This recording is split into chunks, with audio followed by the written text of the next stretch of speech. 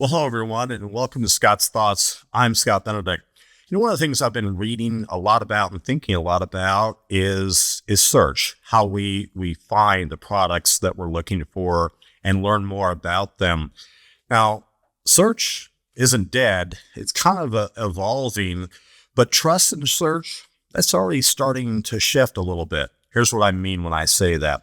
One of the most important, and I think misunderstood, shifts happening in retail right now is the disconnect between traffic and trust. If you look at some of the data that I've been reading recently, e-commerce platforms are still seeing very stable organic search traffic. In fact, global visits through organic search are to the top e-commerce sites in the world has held steady at around 4.5 to 4.6 billion visits per month for more than the last 2 years. So on the surface, nothing appears to be broken with search in its traditional context.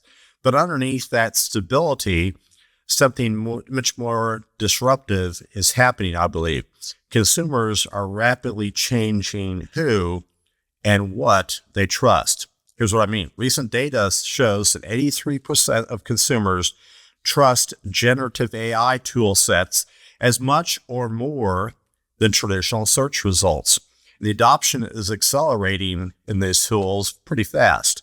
In fact, at current trends, by 2029, more than half of all internet users, over 50%, are expected to be using generative AI tools regularly.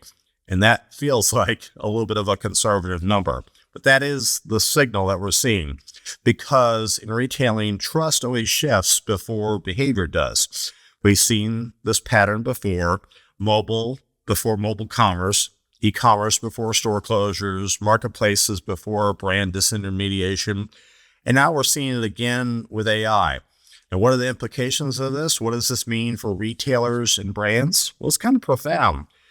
You're still optimizing for search engines while consumers are beginning to rely upon answer engines. You may be missing the boat a little bit.